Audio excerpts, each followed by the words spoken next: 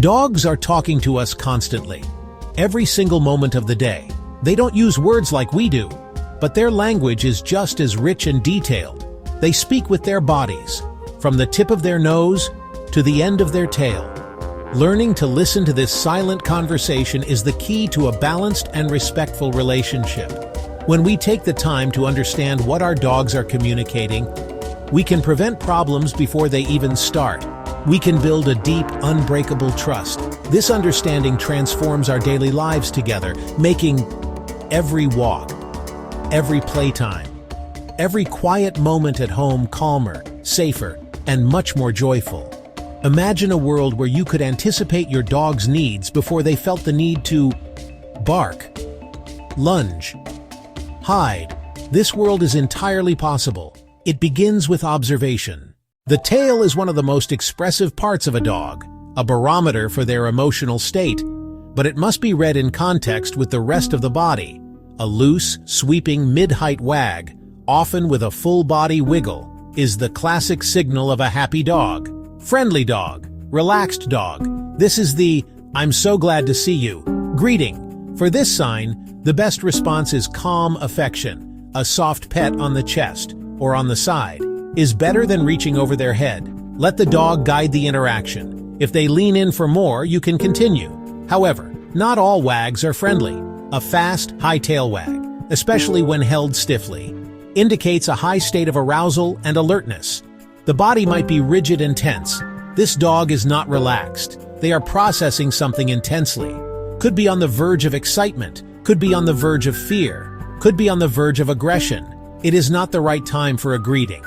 Pause and create distance. Call your dog back to you. Use a calm voice. Move away from the trigger. Let them settle down completely. Before re-engaging with the environment. Before re-engaging with another dog. Misinterpreting this signal as purely friendly can lead to tense encounters. The position of the tail speaks volumes about confidence and comfort. Beyond the tail, a dog's face is a canvas of emotion, but the signs are often quick and subtle. One of the most common is the whale eye, where a dog turns its head slightly but keeps its eyes fixed on something, revealing the whites of its eyes in a crescent shape. This is not a look of curiosity. It is a sign of anxiety, stress, or resource guarding. You might see it when you reach for their toy.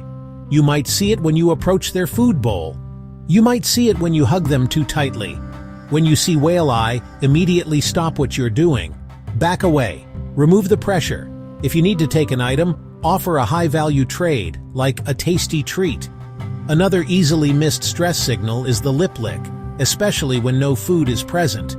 A quick flick of the tongue over the lips is a classic calming signal. It's the dog's way of saying, "I'm feeling uneasy," or trying to appease a perceived threat, like you leaning over them. You might see this during training sessions if the pressure is too high, or when a stranger approaches too quickly. Similarly, a big yawn when your dog is clearly not tired is an important calming signal. Dogs yawn to self-soothe and release tension. You might notice this in a crowded vet waiting room, or when children are loud and unpredictable nearby. Panting is normal after heat or exercise, but panting while resting in a cool place is a red flag for stress or pain. This is your cue to help your dog cope. Take a break from the stressful situation. If stress panting continues with no clear cause, consult your veterinarian. Section 4. Invitations to play and connect. Just as dogs clearly signal stress, they also have a beautiful and clear way of inviting fun and connection.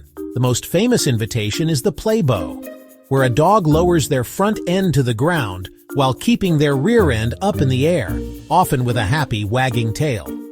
This is the universal dog signal for "let's play." It is an honest and respectful request, signaling that any behavior that follows, like chasing, gentle mouthing, is all in good fun. The best way to respond is to join in. You can even do a little boo back to show you understand, then toss a favorite toy, or start a fun, gentle game of chase. Ears are also key communicators for positive engagement. When a dog's ears are up and pointed forward, they are showing focus and keen interest in something. They are alert and engaged with their environment. This is a fantastic moment to connect with your dog. You can use their natural focus to your advantage. by asking for a simple known cue like sit. Watch me. When they respond, reward them with a treat or praise. This not only reinforces their training, but also strengthens your bond, teaching them that focusing on you is a rewarding and positive experience. Section 5. Becoming a fluent dog listener. To truly understand your dog, read the entire sentence, not just a single word. Each signal, tail wag, ear flick, lip lick, is a piece of the puzzle. The whole picture emerges when you put them all together. Is the dog's body loose and wiggly, or stiff and rigid? Is the tail sweeping freely, or held tight and high? Are the eyes soft and almond-shaped, or wide and round? By observing these combinations, you move from guessing to understanding. Play bow with a stiff body versus a play bow with a wiggly body. Very different. The context is everything. At home, use your space as a laboratory for observation. Before barking or growling, dogs offer smaller, quieter signals first. Turn their head away, yawn, whale eye, freeze for a split second.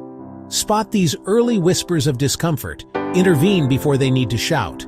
If you see your dog lick their lips as a child approaches, gently guide the child to give the dog more space.